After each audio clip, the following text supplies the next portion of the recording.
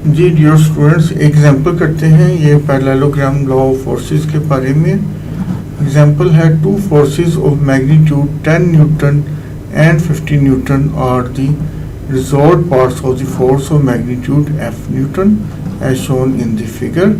Find the magnitude of force f। तो figure कुछ इस तरह की AC एक फोर्स है, वो है f न्यूटन की, और इसके रिजॉल्व पार्ट्स हैं एक फोर्स 10 न्यूटन AP फोर्स जिसका मैग्नीट्यूड 10 न्यूटन है, और BC फोर्स जिसका मैग्नीट्यूड 50 न्यूटन है। तो 10 newton and 50 newton are the resolved parts of F newton force. तो इसके ये कंपोनेंट हैं, तो इसको हम F फाइंड आउट करेंगे। इसमें ये एंगल अल्फा है, ये एंगल बीटा है।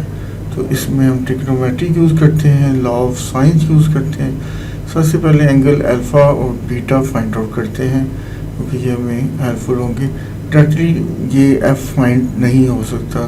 सपोज हम लॉ ऑफ साइंस यहाँ पे लगाएं तो एफ और साइन बीटा इक्वल टू 15 और साइन 30, तो एफ नहीं फाइंड हो सकता। या लॉ ऑफ को साइंस लगाएं, F squared equal to 15 squared plus 10 squared minus 2 into 10 into 15 into cos of beta, तो वो भी फिर हेल्पफुल नहीं होगा क्योंकि बीटा की वैल्यू नहीं है। तो सबसे पहले फिर हम लॉ ऑफ साइन से इसमें से एंगल अल्फा या बीटा फाइंड आउट कर लेते हैं, कोई भी एंगल। तो पहले अल्फा फाइंड कर सकते हैं, तो अल्फा फाइंड करते हैं, लॉ ऑफ साइंस अप्लाई करते हैं, या जगह 15 over sine 30। Law of sine कहता है कि साइड और ऑपोजिट एंगल के साइन इनकी रेशो सेम होती है। तो दो पेयर बनाते हैं, 15 और 30 डिग्री का और 10 और अल्फा का, ये ऑपोजिट वालों के पेयर बनते हैं, 15 और 30 डिग्री का और 10 और अल्फा का। तो ये बन जाएगा 15 ओवर साइन 30 जैसे यहाँ लिखा है equal to 10 over sine alpha. तो ये लिख दिया। अब क्या, अब जस्ट क्रॉस मल्टीप्लाई करते हैं, साइन अल्फा इधर ले जाएंगे, साइन 30 इधर ले जाएं राइट पे, और 15 राइट पे डिवाइड हो जाएगा। तो ये sine alpha equal to 10 over 15 into sine 30 degree आ जाएगी। साइन 30 हाफ होता है, ये सारा कैलकुलेट किया, कैंसिल किया, तो आपके पास 1/3 आ गया। तो sine alpha equal to 1/3। Alpha find करते हैं, तो अल्फा आ जाएगा साइन इनवर्स ऑफ 1/3। कैलकुलेटर से इसको फाइंड किया, वो आ गया 19.5 डिग्री। तो ये एंगल अल्फा की वैल्यू 19.5 डिग्री आ गई। अब ये एंगल बीटा फाइंड करते हैं। Sum of angles of a triangle, triangle है ना, तो sum of angles of a triangle is 180 degree. तो alpha plus beta plus 30 degree equal to 180।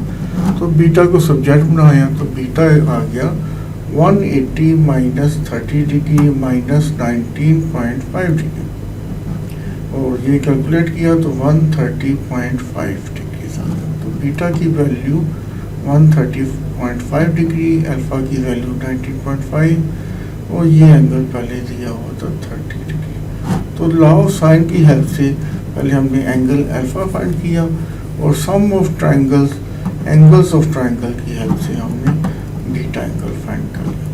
तो अब हम इस स्टेज पे हैं कि हमारे पास 15 न्यूटन की फोर्स है, 30 डिग्री है, और 10 न्यूटन की फोर्स है, अल्फा बीटा ये सारे एंगल्स हैं। जस्ट एफ फाइंड आउट करना। तो यहाँ पे हम लॉ ऑफ साइंस भी लगा सकते हैं और लॉ ऑफ को साइंस भी लगा सकते हैं। अगर लॉ ऑफ साइन लगाना चाहें तो F over sign beta, beta भी है, इक्वल टू 15 ओवर साइन 30 वो भी है, तो एफ फाइंड हो जाएगा। लेकिन यहाँ पे भी हमने लॉ ऑफ को साइंस ही यूज़ किया, law of sign already use कर चुके थे, तो यही बेहतर समझा कि लॉ ऑफ को साइंस लगा लेते हैं। तो लॉ ऑफ को साइन लगाते हैं, F square equal to 10 square plus 15 square, ठीक है, एफ स्क्वायर। तो एफ स्क्वायर राइट लेफ्ट पे लिख दिया। अब बाकी सारी चीज़ें राइट पे आएंगी, और ये आएंगी 10, 15 और इनके बिटवीन वाले, यही चीज़ें आपकी राइट पे घूमती फिरती रहेंगी।